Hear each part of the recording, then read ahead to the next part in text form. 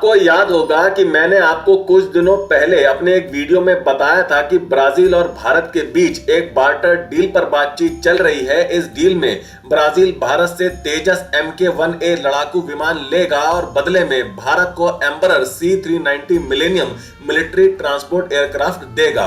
इस तरह की डील को बार्टर डील कहा जाता है, जिसमें किसी एक वस्तु के बदले पैसा नहीं दिया जाता बल्कि दूसरी वस्तु दी जाती है।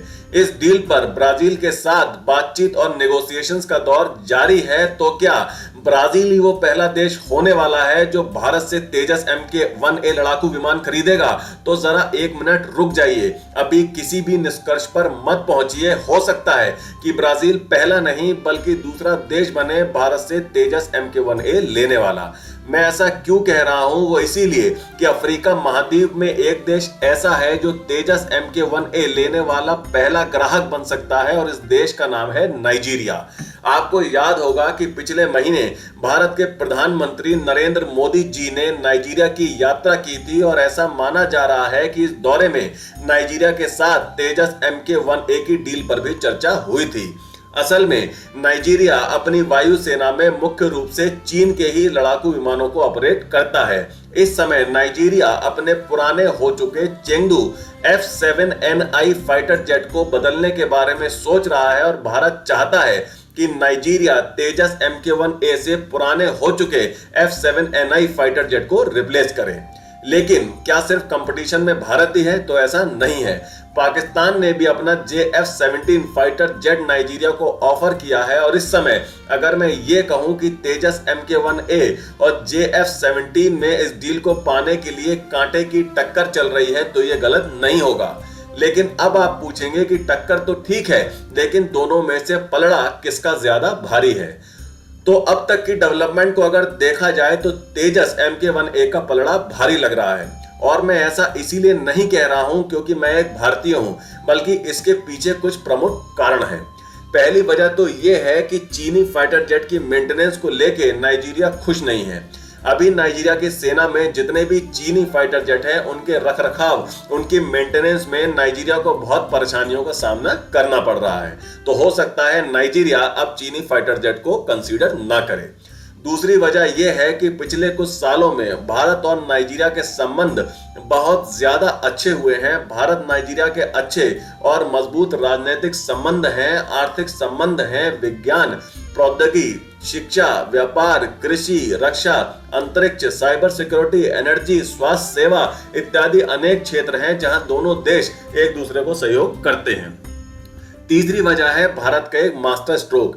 भारत ने नाइजीरिया को $200 मिलियन के कर्ज को देने की पेशकश भी की है।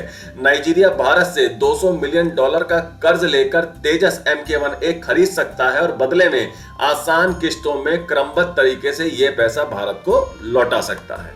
तो ये तीन वजह ऐसी हैं जिसके कारण मैं आपसे कह रहा था कि इस डील में भारत का पलड़ा JF-17 से ज्यादा भारी है। अब बात रही संख्या की, तो अगर भारत और नाइजीरिया की ये डील हो जाती है और जहां तक लग रहा है अब हो भी जाएगी, तो नाइजीरिया भारत से अभी 5 तेजस MK-1A ले सकता है और कुछ समय बाद ये 10 की संख्या में और लिए जा सकते हैं। तो कुल मिला के ये डील 5 से 15 तेजस MK-1A फाइटर जेट की हो सकती है।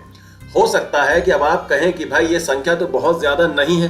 तो देखिए, इस समय तेजस को पहला कस्टमर मिलना ज्यादा इंपॉर्टेंट है। एक बार इंटरनेशनल मार्केट में आपको पहला कस्टमर मिल गया तो दूसरे देशों में आपके हथियार के प्रति विश्वास पैदा होता है और फिर इस हथियार के ग्राहकों की संख्या बढ़ने लगती है।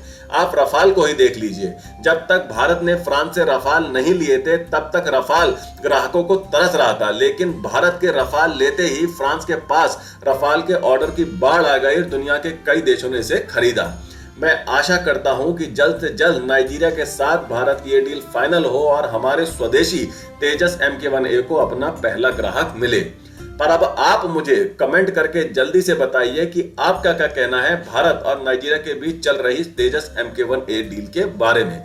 क्या भारत JF-17 को पछाड़कर नाइजीरिया को तेजस MK-1A बेचने में सफल हो पाएगा? अपने विचार हमें कमेंट्स बॉक्स में जल्दी से बताएं। अब चलते हैं अपने दूसरे सेक्शन, यानी जो लोग जॉब ढूंढ रहे हैं उनके लिए काम की खबर। मेट्रो में सरकारी नौकरी करने के इच्छुक उम्मीदवारों के लिए कोलकाता मेट्रो रेलवे ने अप्रेंटिस की भर्ती निकाली है।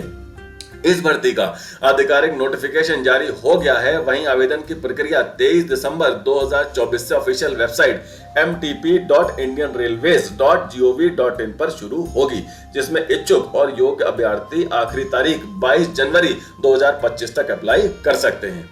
तो आज के लिए इतना ही।